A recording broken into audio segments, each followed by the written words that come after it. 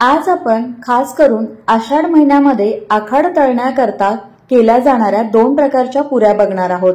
एक म्हणजे तिखट पुऱ्या आणि दुसरं म्हणजे गूळ आणि गव्हाच्या पिठाच्या गोड पुऱ्या। तर सगळ्यात आधी आपण तिखट पुऱ्या कशा बनवायच्या ते बघूयात। तिखट पुऱ्या बनवण्याकरता सुरुवातीला आपल्याला इथे एक वाटण तयार करून घ्यायचंय आणि त्यासाठी इथे बघा मी अर्धा चमचा ओवा, अर्धा चमचा जिरं, 5 ते 6 लसणाच्या पाकळ्या, 3 हिरव्या मिरच्या आणि थोडीशी कोथिंबीर घेतलेली आहे। आता हे सर्व आपण मिक्सरच्या भांड्यामध्ये काढून घेऊयात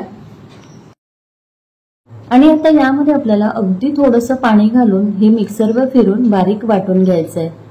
तर या ठिकाणी तुम्ही बघू शकता हे मी मिक्सरवर फिरून अशा पद्धतीने याचं असं बारीक वाटण तयार करून घेतलंय। आता हे थोड्या वेळाकरता आपण बाजूला ठेवून देऊ। आता यानंतर आपल्याला पुरीसाठी कणिक मळून घ्यायची आहे आणि त्यासाठी इथे मी एका भांड्यामध्ये 1 वाटी गव्हाचं पीठ घेतलेलं आहे। यातच आपल्याला अर्धी वाटी ज्वारीचं पीठ घालायचं आहे।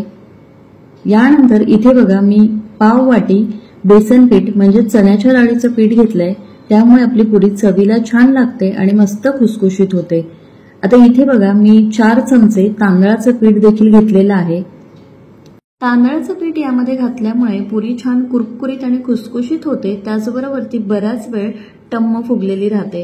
आता यामध्येच आपल्याला एक छोटा पाव चमचा हळद घालायची, त्याचबरोबर एक छोटा अर्धा चमचा आपल्याला लाल तिखट घालायचंय। रंग सुरेख यावा याकरता लाल तिखट मी यामध्ये घातलं। आता यामध्ये आपल्याला चवीपुरतं मीठ घालायचं आहे, त्याचबरोबर थोडीशी बारीक चिरलेली कोथिंबीर आपल्याला यामध्ये घालायची आहे। यानंतर आपण तयार करून घेतलेलं हिरव्या मिरचीचं जे वाटण आहे ते आपल्याला यामध्ये घालायचंय। आता हे सर्व साहित्य आपल्याला चांगलं मिक्स करून घ्यायचंय। सर्व जिन्नस व्यवस्थित मिक्स करून घेतल्या की आता यामध्ये आपल्याला थोडं थोडं पाणी घालत पिठाचा घट्टसर असा गोळा मळून घ्यायचा आहे। पीठ मळून घेत असताना फार सैलसर अशी आपल्याला पीठ मळायची नाही, तर थोडासा घट्टसर असा गोळा आपल्याला पिठाचा तयार करून घ्यायचा आहे, कारण आपण या पिठाच्या पुऱ्या बनवणार आहोत। आणि पुरी बनवण्याकरता कणिक थोडीशी घट्टसरच मळलेली असावी, जेणेकरून पुऱ्या तेलामध्ये तळत असताना छान अशा टम्म फुगतील। तर अशा रीतीने इथे बघा मी कणकेचा घट्टसर असा गोळा मळून घेतलेला आहे। आता लगेचच आपण याच्या पुऱ्या बनवून घेऊयात। आपण चपाती बनवण्याकरता कणकेचा जेवढा उंडा घेतो त्यापेक्षा थोडासा मोठा उंडा इथे मी कणकेचा घेतलेला आहे। आता याला आपल्याला थोडंसं कोरड्या पिठामध्ये गोळून घ्यायचंय। फार जास्त कोरडं पीठ आपल्याला याला लावायचं नाही, तर आता हे आपल्याला लाटून घ्यायचंय। जर तुम्हाला हवं असेल तर तुम्ही कणकेचा पेढा एवढा गोळा घेऊन एक एक सेपरेट पुरी लाटून घेऊ शकता। त्याचबरोबर कोरड्या पिठाऐवजी जर तुम्हाला तेलावर पुरी लाटायला जमत असेल तर तुम्ही तेलावर देखील पुरी ही लाटून घेऊ शकता। तर या ठिकाणी बघा फार जास्त जाड नाही किंवा अगदी पातळ नाही, तर मध्यम जाडीची अशी इथे मी ही चपाती लाटून घेतलेली आहे। आता या वाटीच्या मदतीने आपल्याला पुऱ्या कट करून घ्यायच्या आहेत। जर तुम्हाला गोल आकाराऐवजी थोड्याशा वेगळ्या शेपमध्ये पुऱ्या हव्या असतील तर तुम्ही तशाही करून घेऊ शकता। इथे मी गोलाकार पुऱ्या तयार करून घेतलेल्या आहेत। अशा पद्धतीने पुऱ्या बनवल्या की त्या पटापट उरकतात, पण जर तुम्हाला हवं असेल तर तुम्ही कणकेचा पेढा एवढा गोळा घेऊन एक सेपरेट पुरी देखील अशी लाटून घेऊ शकता। तर या ठिकाणी बघा मी सर्व पुऱ्या ह्या अशा तयार करून घेतलेल्या आहेत। आता आपल्याला ह्या तयार करून घेतलेल्या पुऱ्या तळून घ्यायच्यात आणि त्याकरता इथे बघा मी अगोदरच कढईमध्ये तेल गरम करून घेतलेलं आहे। आता तेल चांगलं गरम झालं की गॅस आपल्याला लो टू मीडियमच्या मध्ये ठेवायचा आहे आणि आपल्याला पुऱ्या तळून घ्यायच्या आहेत। तेलामध्ये पुरी घातली की हे बघा असं झाऱ्याच्या मदतीने पुरीच्या वरच्या बाजूला अशा पद्धतीने तेल सोडत राहायचं, म्हणजे मग पुरी जी आहे ती छान अशी टम्म फुगते। आणि आता दुसऱ्या बाजूने भाजण्याकरता पुरीला आपण असं पलटी करून घेऊ। तर बघा पुरी आपली छान अशी टम्म फुगलेली आहे। मस्त असं तळल्यानंतर तिला तांबूस रंग आलेला आहे। दोन्ही बाजूने पुरी व्यवस्थित तळली गेली की आता आपण तिला तेलातून बाहेर काढून घेऊ।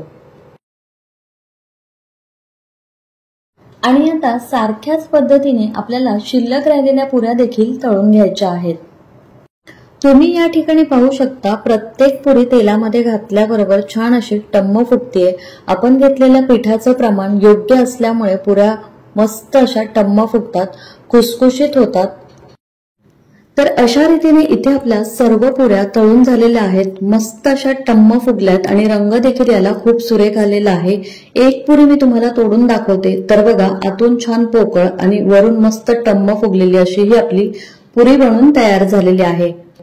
तिखट पुऱ्या बनवून झाल्या। आता यानंतर आपण गूळ आणि गव्हाच्या पिठाच्या गोड पुऱ्या कशा बनवायच्या ते बघूयात। आपल्याला गव्हाच्या पिठाच्या गूळ घालून गोड पुऱ्या बनवायच्यात आणि त्याकरता इथे बघा मी 1 वाटी किसलेला गूळ घेतलेला आहे। गूळ असा बारीक किसून घ्यायचा, म्हणजे मग तो पाण्यामध्ये पटकन विरघळला जातो। आता यामध्येच आपल्याला 1 वाटी पाणी घालायचं आहे। तर 1 वाटी गूळ घेतलेला आहे आणि त्याकरता 1 वाटी पाणी मी इथे घेतलेलं आहे। आता गूळ जो आहे तो आपल्याला पाण्यामध्ये विरघळून घ्यायचा आहे।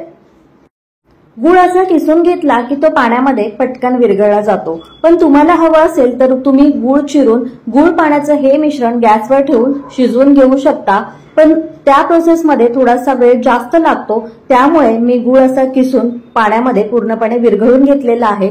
तर या ठिकाणी तुम्ही बघू शकता काही सेकंदामध्येच गूळ जो आहे तो पाण्यामध्ये पूर्णपणे विरघळलेला आहे। आता गूळ पाण्याचं हे मिश्रण आपण थोड्या वेळाकरता बाजूला ठेवून देऊ आणि आता पुढची प्रोसेस करायला घेऊ।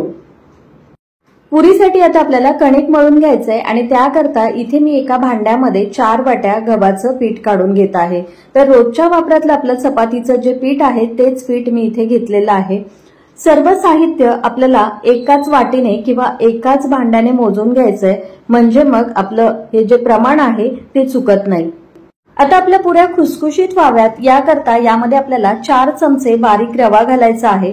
तर आपला पोहे खाण्याचा जो चमचा असतो त्याने मोजून मी इथे 4 चमचे बारीक रवा घेतलेला आहे। यातच आपल्याला थोडंसं मीठ घालायचं आहे। गोडाचा पदार्थ जरी असला तरी त्यामध्ये मीठ आवर्जून घाला, म्हणजे मग त्या पदार्थाची चव आणखीन वाढते। आता यानंतर इथे मी 1 चमचा सुंठ, विलायची आणि बडीशेपची पावडर घेतलेली आहे। ही पावडर घातल्यामुळे पुऱ्या चवीला खूप छान लागतात। आता हे सर्व साहित्य आपण एकदा मिक्स करून घेऊ।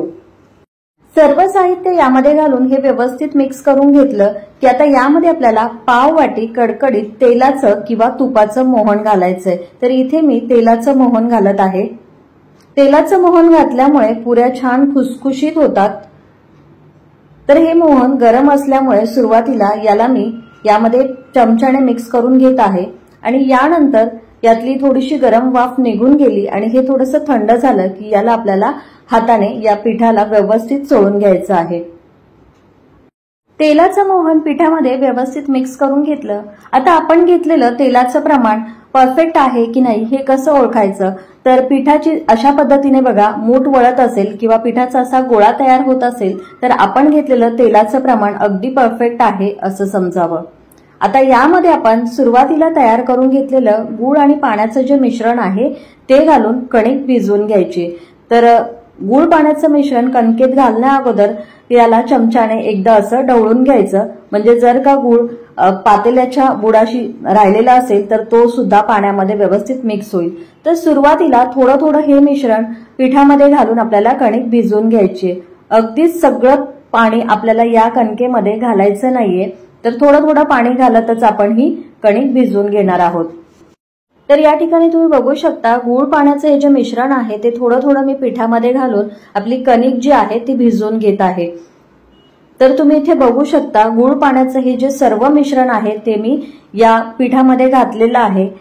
तर यामध्येच आपल्याला ही कणिक भिजवून घ्यायची आहे।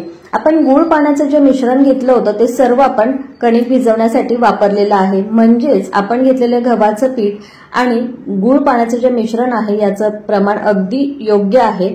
तर इथे तुम्ही बघू शकता मी कणिक जी आहे ती अशा पद्धतीने मळून घेतलेली आहे। आपण चपाती बनवण्यासाठी ज्या पद्धतीने कणिक भिजवून घेतो त्यापेक्षा थोडीशी आपण घट्ट कणिक इथे भिजवून घेतलेली आहे। आता यावरती आपल्याला झाकण ठेवायचंय आणि साधारण 15 ते 20 मिनिट आपल्याला कणिक अशीच भिजू द्यायची आहे। 15 मिनिटांनंतर बघा आपली कणिक जी आहे ती व्यवस्थित भिजलेली आहे। याला पुन्हा एकदा मळून एकसारखं करून घेऊ। आता आपल्याला याच्या पुऱ्या तयार करून घ्यायच्यात। तर इथे मी आपण चपाती बनवण्याकरता जेवढा उंडा किंवा कणकेचा गोळा घेतो तेवढा गोळा घेतलेला आहे आणि याची आता आपल्याला चपाती लाटून घ्यायची। चपाती लाटून झाल्यानंतर मी वाटीच्या मदतीने पुऱ्या कट करून घेणार आहे। जर तुम्हाला जमत असेल तर तुम्ही एक एक पुरी लाटून तयार करून घेऊ शकता, पण इथे मी एक चपाती लाटून मग वाटीच्या मदतीने पुऱ्या कट करून घेणार आहे। तुम्हाला जी पद्धत सोपी वाटत असेल त्या पद्धतीने तुम्ही या ठिकाणी पुऱ्या तयार करून घेऊ शकता। तर इथे तुम्ही बघू शकता मी गोलाकार अशी चपाती लाटून घेतलेली आहे। आता यावरती आपल्याला थोडीशी खसखस लावायची आहे। तर खसखस लावणं हे पूर्णपणे ऑप्शनल आहे, पण खसखस लावल्यामुळे आपल्या पुऱ्या ज्या आहेत त्या आणखीन पौष्टिक बनतील आणि दिसायलाही त्या खूप सुंदर दिसतील। आता खसखस यावरती घातल्यानंतर पुन्हा एकदा चपाती हलक्या हाताने लाटून घ्यायची, म्हणजे मग खसखस जी आहे ती चपातीमध्ये व्यवस्थित रोवली जाते आणि पुरी तळताना ती निघत नाही आणि आपलं तेल देखील खराब होत नाही। तर या ठिकाणी ही चपाती तुम्ही बघू शकता, खूप जास्त जाड नाही किंवा खूप पातळ नाही, थोडीशी मध्यम जाडीची अशी मी ही लाटून घेतली। आता आपण या वाटीच्या मदतीने पुऱ्या कट करून घेऊ। तुम्हाला जर का या पुऱ्या थोड्याशा कडक खायला आवडत असतील तर ही चपाती थोडीशी पातळ लाटून घ्या, आणि जर तुम्हाला खुसखुशीत पुऱ्या हव्या असतील तर अशीच चपाती लाटून घ्या, म्हणजे मग तुमच्या पुऱ्या ज्या आहेत त्या मस्त अशा खुसखुशीत बनतील। इथे मी गोलाकार पुऱ्या तयार करून घेतलेल्या आहेत। जर का तुम्हाला थोड्याशा वेगळ्या शेपमध्ये ह्या पुऱ्या बनवायच्या असतील तरी देखील तुम्ही बनवून घेऊ शकता। तर या ठिकाणी मी काही पुऱ्या तयार करून घेतलेल्या आहेत। आता या पुऱ्या आपल्याला तळून घ्यायच्या आहेत। आता पुरी तळण्याकरता इथे मी अगोदरच तेल गरम करून घेतलं होतं। तेल गरम झालं की गॅसची आच लो टू मीडियमच्या मध्ये ठेवून आपल्याला पुरी यामध्ये घालून तळून घ्यायची आहे। तर तुमच्या कढईमध्ये जेवढ्या पुऱ्या मावतील तेवढ्या पुऱ्या यामध्ये घालून तुम्ही पुऱ्या तळून घेऊ शकता। तर मी इथे सुरुवातीला तुम्हाला एक पुरी तळून दाखवत आहे। पुरी तळत असताना गॅसची आच आपल्याला कमीच ठेवायची आहे, कारण यामध्ये आपण गूळ घातलेला असल्यामुळे गरम तेलात पुरी घातल्याबरोबर तिचा रंग पटकन बदलतो, त्याचबरोबर ती करपते आणि त्यामुळे पुरी वर करपली जाते आणि आतमध्ये मात्र तशीच कच्ची राहते। त्यामुळे आपल्याला पुरी तळताना ती कमी गॅसवरतीच तळून घ्यायची। या ठिकाणी तुम्ही बघू शकता पुरी तेलात घातल्याबरोबर मस्त अशी टम्म फुगते।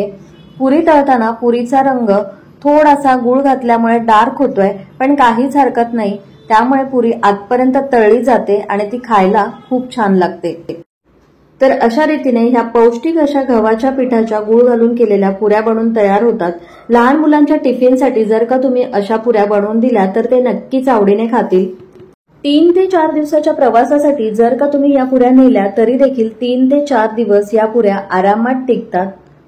या ठिकाणी तुम्ही बघू शकता इथे मी सर्व पुऱ्या तळून घेतलेल्या आहेत। मस्त अशा टम्म फुगलेल्या आहेत, खूप सुंदर असा याला रंग देखील आलाय आणि तुम्ही इथे बघू शकता अजिबात तेलकट या पुऱ्या झालेल्या नाहीयेत। एक पुरी मी तुम्हाला तोडून दाखवते।